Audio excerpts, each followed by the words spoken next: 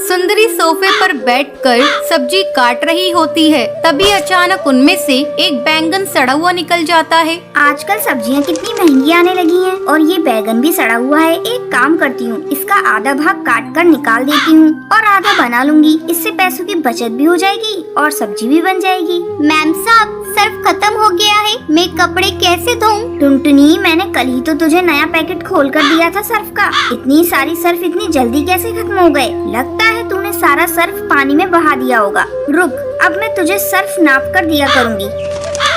ये ले एक ढक्कन पकड़ और इसी में तू सारा काम कर। अरे ये क्या टुनटुनी, तूने चाय के बर्तन कहाँ रख दिए? मैंने अभी उसमें चाय बनाई थी और मैंने चाय पत्ती भी उसी में रखा था। सोचा था कि शाम को दोबारा बना लूंगी। कहाँ रख दिया उस बर्तन को? मैम साहब, उसमें तो बहुत थोड़ी सी चाय पत्ती थी। मैंने सोचा सारे बर्तनों के साथ उसे भी साफ कर दूं। कान खोलकर मेरी बात सुन ले। आगे से मुझसे बिना पूछे एक भी काम तू नहीं करेगी। सुंदरी, मुझे लेट हो रहा है ऑफिस के लिए। लाओ, मेरा टिफिन कहाँ है? अभी टिफिन लगा देती हूँ जी। अरे ये क्या? ये तो पड़ोस के दिए हुए समोसे हैं। क्या तुम इसे ही मुझे लंच में दोगी? अरे तो क्या हुआ जी, समोसे तो कितने अच्छे हैं, परसों के ही तो बने हुए हैं। और क्या हुआ, एक दिन के पैसे भी तो बचेंगे। तुम नहीं सुधरोगी सुंदरी। तभी किसी चीज की टूटने की आवाज आती है। अरे अब क्या तोड़ दिया टुनटुनी तूने?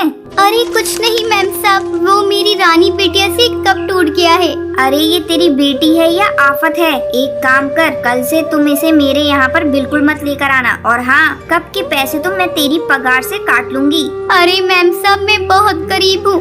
महीने भर की पगार से ही तो किसी तरह मेरा घर चलता है और मेरे बाल बच्चों का पोषण होता है मैम साहब। वो सब मैं नहीं जानती, मैं तो पैसे तेरे ही पगार से काट लूंगी उस कप के।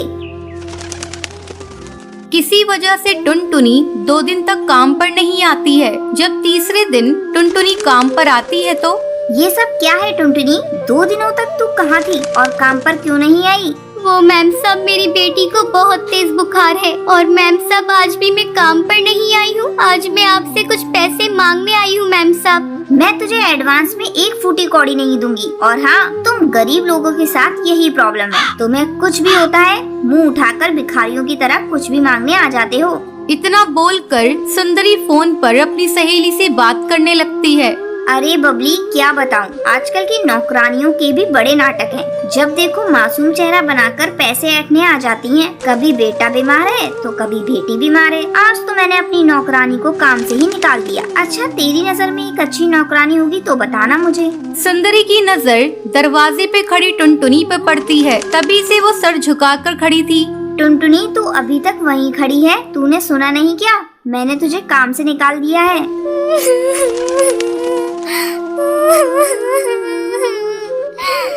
नहीं नहीं मालकिन, मुझ जैसी गरीब के साथ ऐसा मत करिए। मैं कहाँ जाऊंगी मालकिन? इतनी जल्दी मुझे कोई काम नहीं देगा मालकिन। मालकिन, मैं आपसे कभी भी एडवांस नहीं मांगूंगी। अच्छा ठीक है, अब ज्यादा मक्खन मत लगा और जाकर किचन में काम कर। और हाँ, ज्यादा टाइम ये नूडल्स लेते जाना, तेरी वो रानी खा लेगी। टुनटुनी जब काम कर कर वापस घर लौटती है तो सुंदरी के दिए हुए नूडल्स को भी साथ ले आती है। बेचारे टुनटुनी को पता नहीं था वो नूडल्स 3 दिन के बासी हैं। टुनटुनी अपनी मासूम सी बच्ची को वो नूडल्स खिला देती है। नूडल्स को खाते ही रानी उल्टियाँ करने लगती है। माँ, मेरी तबीयत ठीक नहीं लग रही है माँ। अरे रानी बेटा, क्या हुआ?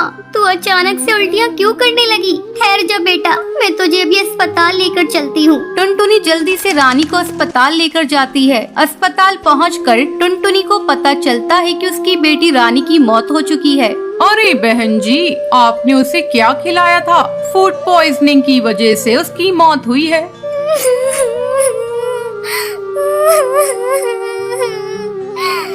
डॉक्टर साहब, मेरी बच्ची ने तो नूडल्स खाया था। मेरी बच्ची तो बहुत भली चंगी थी। डॉक्टर साहब, थोड़ा सा बुखार था, नूडल्स खाते ही उसे उल्टी आने लगी। डॉक्टर उस नूडल्स की लैब में टेस्टिंग कराते हैं तो उन्हें पता चलता है कि वो 3 दिन का बासी था। डॉक्टर जैसे ही ये बात टुनटुनी को बताता है तो उसके पैरों तले जमीन निकल जाती है। उसे पता चलता है कि उसकी कंजूस मालकिन की वजह से ही उसकी बेटी की आज मौत हो गई।